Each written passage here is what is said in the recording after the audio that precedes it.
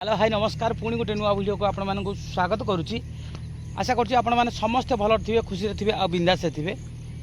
अनेक भाई भौणी मानकर प्रश्न अच्छी कि जे होम टूर देखापी आम घर केमितिका आपण मैंने तो देखुवे निश्चित चैनल माध्यम तथापि जेहेतु जेहेतु आपण मैंने गोटे प्रश्न पचारि आपण मान कथा को रखिकी मु होम टूर निश्चित देखेबी कि प्रथम ओल्ड होम टूरटा आपण मैंने देखूँ तापर नुआ होम टूर को देखेबी आमे केमिति रहूलु आउ केते असुविधा भितर रहूलु। प्रथम तो आम चाल घरे आज्ञा रहूलु। चाल घर अनुभूति अलग प्रकार आपण मैंने समस्ते जानी चाल घर अनुभूति केमितिका वर्षा हेल्ला पानी गलुव आउ सेठी शोई हो नथिबो ताटिया कंसा सब आपण मैंने से चाल घर जो पानी गलुव ताकू रखा समय भी एमती आसी दिन गोटे गोटे वर्ष घर भी छाई हुए ना से समय जो 10-15 वर्ष तलक पलती प्राय लोक से अवस्था ही थिला आमर भी से अवस्था थिला।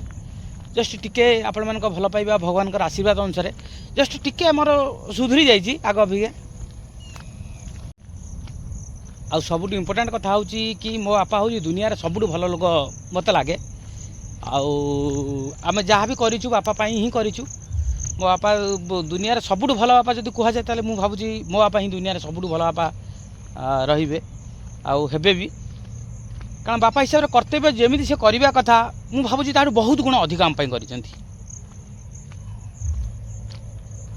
कारण परिवार दायित्व सब कथा ही से बुझुते आ सब दायित्व द्वारा संभव जी माने द्वारा जी संभव ताठू से अधिक कर कथार कहते ना बाप थे पुओ के सबार हार नहीं वास्तविक ठीक बाप जहाँ मत जब कहीं जड़े कहे प्रश्न पचारे तुम भगवान को आखि सामने देख बाप को सामने देख तुम क्या प्रथम प्रायोरिटी दब कि मुझे कहबी मो बापा ही प्रथम प्रायोरिटी तापर भगवान कारण जी सृष्टि करिसेंती जहाँपाई आम दुनिया को आसीचु ताको आगे देखा पड़ो तापर भगवान को देखा पड़ो ये हूँ प्रथम कथा।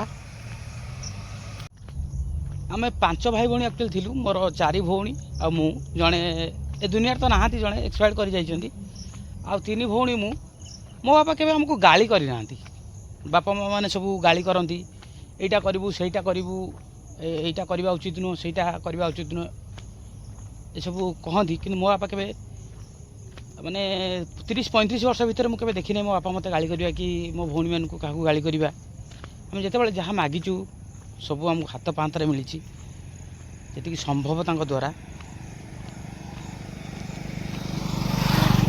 जी संभव द्वारा हाथ पाहांतारे ही से आणिकी देइचंती खाइबा ठारू पिंधिबा पर्यंत अभाव अनटन भितर आमको सी एक्चुअली पूरा राजा सुख देइचंती कहले चले अत्युक्ति हम ना कौ राजकुमार भाया मु रही नहीं कहले चलो ना गोटे राजकुमार भाया रही कहले चले एमती ही मो बापा रखिंट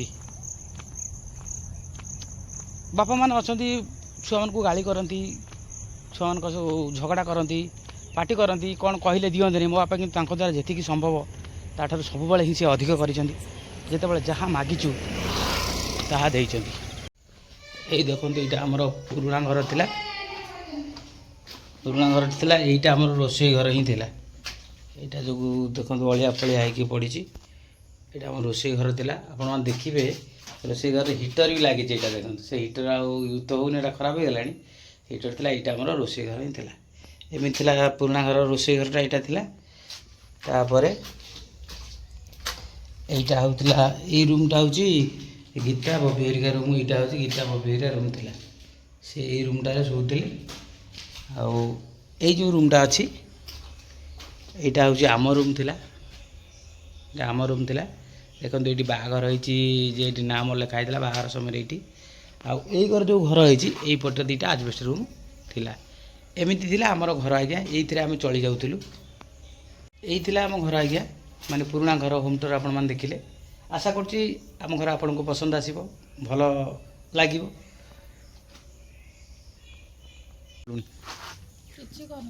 आउ कल खाई देके बुलचु कौन धुआं बाहर घर सकाल सकाल तो आम भात बसलानी ना कि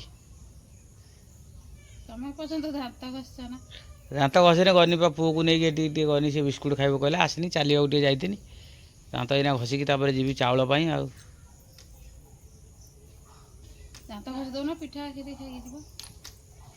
सिया कर दुर्बल हो जर हो कि ଅଖା ଗୁରା କୁଆଡ଼େ ଗଲା ଗୋଟେ ପଟେ ବି ଅଖା ନାହିଁ। ଅଖା କୋଉଠି ରଖିଛୁ? ଅଖା କାହିଁକି ଆମର ତମେ ତ ସେଥର ନେଇକି ହେରା କ'ଣ ମାଟି ବୋହିଦେଲ ହେରା ତ ସେ ଧର କିଣିକି ଆଣିଦେଇ ଚାଉଳ।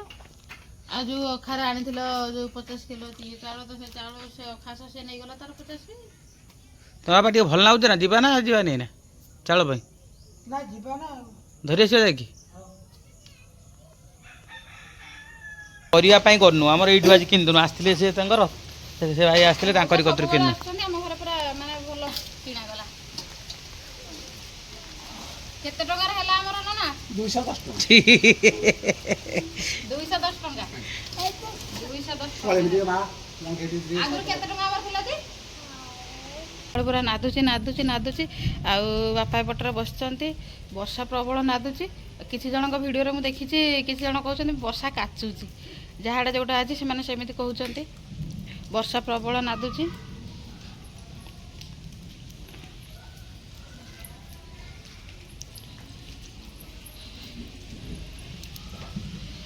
ବର୍ଷା ପ୍ରବଳ ନାଦୁଛି। ଆଉ ବବି ଆମର ଭାତ ବସେଇ ସାରିଥିଲା। ତାପରେ ତରକାରୀ କ'ଣ କରିବି ବୋଲି ଭାବୁଥିଲି। ଘରେ କିଛି ବି ପରିବାପତ୍ର ନଥିଲା। ମାନେ ବେଳକୁ ଠିକ୍ ସମୟରେ ନନା ଜଣେ ଆସିକି ଆମ ଘରେ ପରିବାପତ୍ର ଦେଇଯାଆନ୍ତି। ସେ ଠିକ୍ ସମୟରେ ଆସିକି ପହଞ୍ଚିଗଲା। ତାଙ୍କ ପାଖରୁ ପରିବାପତ୍ର ପୁରା ରଖିଦେଲି ପୁରା ପୁଳେ। ମାନେ ସବୁଥିରୁ ସେ ତାଙ୍କର ପୁରା ମାନେ ଦେଇଦେଲେ। ମୋତେ ବାଛିବାକୁ ପଡ଼େନି। ସେ ଆସିଲେ ସେ ନିଜେ ପୁରା ବାଛିବେ ଦେଇଦେବେ। ଏକାଥରେ 200-300 ଟଙ୍କାର ପରିବା ଦେଇଦେଇ ପଳେଇଲେ। ପରିବା ଦେଇଦେଇ ଗଲା ପରେ ମୁଁ ଭାବିଲି କ'ଣ କରିବି ଭାବିଲି ଯାଉଛି ଟିକେ କାଙ୍କଡ଼ ଆଳୁ ଭଜା କରିଦେବି। ତାର କାଙ୍କଡ଼ ଆଳୁ ଭାବିଲା ବେଳକୁ ଭାବିଲି ଟିକେ ମସଲା ଦେଇ କରିବା ପାଇଁ ଦେଖିଲା ବେଳକୁ ଠିକ୍ ସମୟରେ ଲାଇନ୍ ହିଁ ନଥିଲା। ତାପରେ କାଙ୍କଡ଼ ଆଳୁ ସେମିତି ଭାଜି ସାରିଲା ପରେ ମୁଁ ଟିକେ କଲରା କାଟିଦେଇ କଲରା ଭଜା ଆରମ୍ଭ କରିଛି। କଲରା କଡ଼େଇରେ ପକାଇ ଦେଇକି ମୁଁ ଭାବିଲି ଟିକେ ଭିଡ଼ିଓ ବନେଇଦିଏ। ଏପର୍ଯ୍ୟନ୍ତ କିଛି ଭିଡ଼ିଓ ହେଇନାହିଁ। ଆଉ ନହେଲେ ଫ୍ରେଣ୍ଡ ମାନଙ୍କୁ ପୁଣି କ'ଣ ଦେଖେଇବି। ଏପଟରେ ବର୍ଷା ତ ପୁରା ନାଦୁଛି। ଏପଟରେ ମୋର କଲରା ଭଜା ଦେଖିବା କେତେ ବାଟ ଗଲା କି ନା ଭିଡ଼ିଓ କରିବା ଚକ୍କରରେ ମୋ କଲରା ପୋଡ଼ିଗଲାଣି ଦେଖିବା।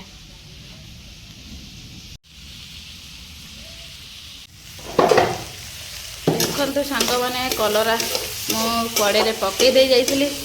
ଭାବିଲି ଟିକେ ଭିଡ଼ିଓ ବନେଇଦିଏ। କିଛି ବି ପର୍ଯ୍ୟନ୍ତ ସକାଳ ଠାରୁ ବନେଇ ନାହିଁ। କଲରାଟାକୁ ମୁଁ କଡ଼େଇରେ ପକାଇ ଦେଇ ଯାଇଥିଲି। କଲରା ଭଜା ଏବେ ଚାଲିଛି।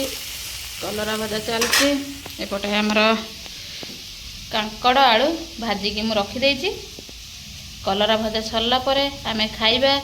ଦେଖିବେ ସାଙ୍ଗମାନେ ମୁଁ କେତେ ପରିବା ପ୍ରବଳ ପରିବା କିଣିଦେଇଛି। ସବୁ ବାଇଗଣ କାଙ୍କଡ଼ ଜହ୍ନି କଲରା ଟମାଟୋ ଯାହା ମିଳିଲା ସବୁ ରଖିଦେଲି। ପୁରା ସବୁଥିରୁ ଅଧ କିଲୋ ରଖିଦେଇଛି। ଏବେ କାଙ୍କଡ଼ ଆଳୁ ଭଜା ସରିଛି। ଏପଟେ କଲରା ଭାଜୁଛି। କଲରାଟା ଭାଜି ସାରିଲା ପରେ ଖାଇବା। ଆଉ ଦେଖୁନାହାନ୍ତି ପରିବାଟାକୁ ପୁରା ମୁଁ ଏମିତି ଭାବରେ କାଟିଲି କାଙ୍କଡ଼ଟାକୁ ପନିକି ଏକାଥରେ 2 ଫାଳ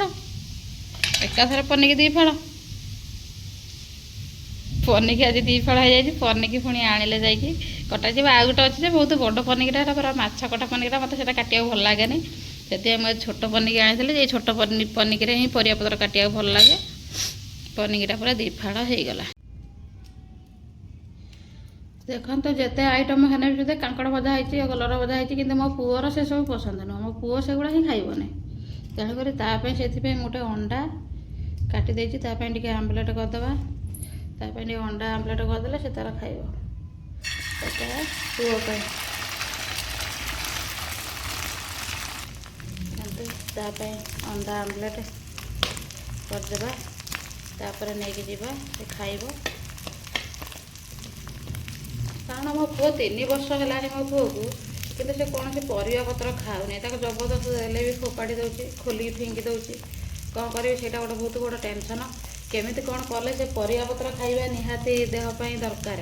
କିନ୍ତୁ ମୋ ପୁଅ ଟୋଟାଲ ଖାଇବାକୁ ହିଁ ରାଜି ହେଉନି। ମାନେ ଆମିଷ ଜିନିଷ କହିଲେ ମାଛ ଅଣ୍ଡା ହିଁ ସେ ଖାଉଛି। ଚିକେନ୍ ବି ଖାଉନାହିଁ। ଆଉ ପରିବା ପତ୍ର ହିଁ ଟୋଟାଲ ଖାଉନି। କ'ଣ କେମିତି କଲେ ସେ ଖାଇବାକୁ ମାନେ ବୁଝିବ ସେଇଟା ଟିକେ ମୋତେ କମେଣ୍ଟ ମାଧ୍ୟମରେ ଜଣାଇବେ।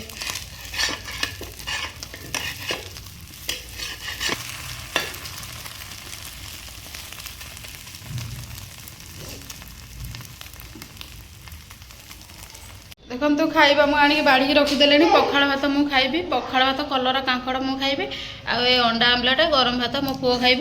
ମୋ ପୁଅକୁ ଡାକୁଛି ସେ ଖାଲି ଚଗଲା ହେଉଛି। ବାବା ଭାତ ଖାଇବନି କି ନା? ହଉ ଆସ ଖାଇଦେଇକି ଆସିକି ଖେଳିବୁ।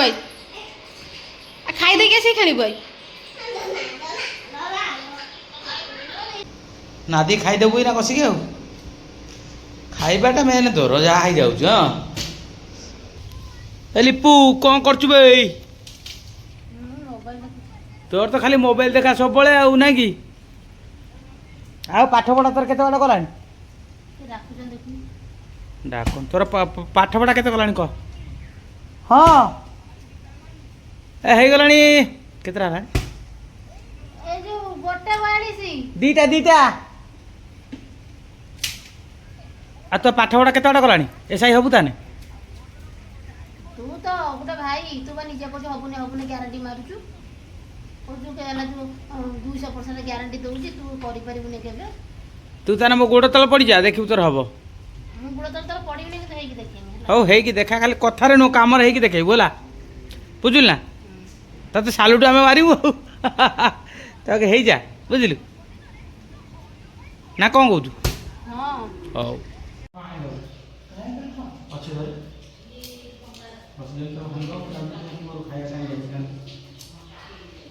ଦେଖନ୍ତୁ ଜଣେ ମଣିଷ ପୁଅ କାଳେ ଗୋଡ଼େଇବ ବୋଲିକି ପୁଅ ସେ ଘରେ ଖେଳୁଛି ଚୁପ୍ ଚୁପ୍ ନୁଚି ନୁଚି ପଳାଉଛନ୍ତି ମାର୍କେଟ ଏଇଥିପାଇଁ କମ ଯାଉଛ ଜାଣିଛୁ ନା ହଁ କାରଣ ବର୍ଷାଟା ହେଉଛି ନହେଲେ ପୁଅକୁ ନେଇକି ଯାଇଥାନ୍ତେ ବର୍ଷାଟା ହେଉଛି ସେ ଓଦାରେ ବାହାରିବ ଆଉ ତେଣୁକରି ତୁମେ ଗାଡ଼ିଟା ଷ୍ଟାର୍ଟ ଏଇଠି ନ କରିକି ନେଇକି ହେଇଠି ଷ୍ଟାର୍ଟ କରିବ ଗଡ଼େଇକି ନେଇକି ହେଇଆଡ଼େ ଷ୍ଟାର୍ଟ କରିବ ନହେଲେ ସେ ଉଡ଼ି ଆସିବ ପୁଅ ଆମର ଭାରି ଅଝଟ ଜିଦି କରିବ ମାନେ ଏଇନା ଯଦି ନ ନେଇକି ଦେଖିବ ମାନେ ପୁରା ଏ ପାଣିରେ ସେ ଗଡ଼ି ଗଡ଼ି ପୁରା ନାଚିବ ଜିଦି କରିବ ଯିବା ପାଇଁ ଜିଦି କରିବ ପୁଣି ମାର୍କେଟ ଯିବ ଯେ ମାନେ ତା ମନ ଇଚ୍ଛା ଖାଇବା ଖୋଜିବ ମୋତେ ଏଇଟା ଦିଅ ସେଇଟା ଦିଅ ପାଖରେ ଯଦି ପଇସା ନଥିବ 200 ଟଙ୍କା ନେଇକି ମାର୍କେଟ ତାକୁ ନେଇଯିବ 200 ଟଙ୍କା ତାକୁ ମାର୍କେଟ ନେବ ମାନେ 200 ଟଙ୍କା ପାଖ ରଖିଥିବ ନଚେତ ତମ ଅବସ୍ଥା ଲୋକଙ୍କ ମଝିରେ ଯାହା ହବ ଆଉ ଖାଇବନି ସବୁ କଥା ପୂରେଇକି ନା ଜରିରେ ଧରିକି କହିବ ମୁଁ ଯାଉଛି ଘରେ ଖାଇମି ତ ଏଇଟା ହେଉଛି ଆମ କୁକୁଡ଼ା ଏଠି ଆଉ ଷ୍ଟାର୍ଟ ହେଲାନି ଡରିକି ପୁଅକୁ ଡରିକି ଷ୍ଟାର୍ଟ ହେବ ଯାଇକି ରାସ୍ତା ବାହାରେ ଗେଟ୍ ବାହାରେ ଯାଇକି ଷ୍ଟାର୍ଟ କରାଯିବ ଗାଡ଼ି କାରଣ ମୋ ପୁଅ ଶୁଣିକି ଦୌଡ଼ିକି ଆସିବ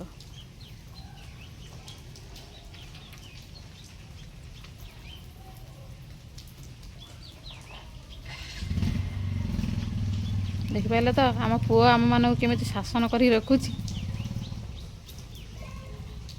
ଦେଖନ୍ତୁ ଏଥର ବର୍ଷା ଯେମିତି ପୁରା ମାନେ କହିଲା ଭଳିଆ ମାନେ ଯେମିତି ଗୋଟେ ଜିନିଷ ଯେମିତି ପୁରା ଠିକ୍ ଟାଇମ୍ରେ ଯେମିତି ଛୁଆ ଟାଇମ୍ ହେଲେ ସ୍କୁଲକୁ ଯିବେ ସେମିତି ଏବେ ବର୍ଷା ଦିନ ଆସିବା ପୂର୍ବରୁ ବର୍ଷା ଦିନ ଆସିବା ଦିନଠାରୁ ମାନେ ବର୍ଷା ଦିନ ମାନେ ହେଉନି ଠିକ୍ 4ଟା ହେଉଛି 4:30 ହେଉଛି ତ ବର୍ଷା ନାଦୁଛି ଏବେ ହେଇଗଲାଣି 5:30 6ଟା ପ୍ରାୟ ହେଇଗଲାଣି ଆମର କାମ ଫାମ ପଡ଼ିଛି ମାନେ ବାସନ ଫାସନ କିଛି ଧୁଆ ଧୋଇ ହେବ ରାତି ପାଇଁ ରୋଷେଇ ପତ୍ର ହେବ ସନ୍ଧ୍ୟା ଦିଆଯିବ ବର୍ଷା କିନ୍ତୁ ତାର ଛାଡ଼ିବାର ନାଁ ଧରୁ ନାହିଁ ଯେହେତୁ ପୁଅର MMS ଗ୍ରୋ ସେ ଖାଉଛି ତା MMS ଗ୍ରୋ ସେ ରାତିରେ ଉଠିକି ପିଇବ ନହେଲେ ନଥିଲେ ପୁରା ନାନାସ୍ଥାନ କରିବ ତା ସରିଯାଇଛି ସେଇଟା ନ ଆଣିଲେ ତ ହେବନି ଯେମିତି ଛୁଆ ଖାଇବା ମାନେ ବର୍ଷାରେ ଓଦା ହେଇକି ବି ଆଣିବାକୁ ପଡ଼ିବ ସେଥିପାଇଁ ସେ ବର୍ଷା ଟିକେ ଟିକେ ଛାଡ଼ିଛି ଦେଖନ୍ତୁ ବର୍ଷା ପକଉଛି ବର୍ଷା ଛାଡ଼ିନି ତଥାପି ସେଥିରେ ବି ସେ ମାର୍କେଟ ଗଲେ ନେଇକି ଆସିବା ପାଇଁ ପୁଅ ଗୋଡ଼େଇବ ବୋଲି ତାକୁ ଲୁଚିକି ଗଲେ ଚାଲନ୍ତୁ ଏବେ କ'ଣ କାମ ଅଛି ଦେଖିକି କରିଦେବା ବର୍ଷା ଟିକେ ଟିକେ ପକଉ ପଛେ ଆଉ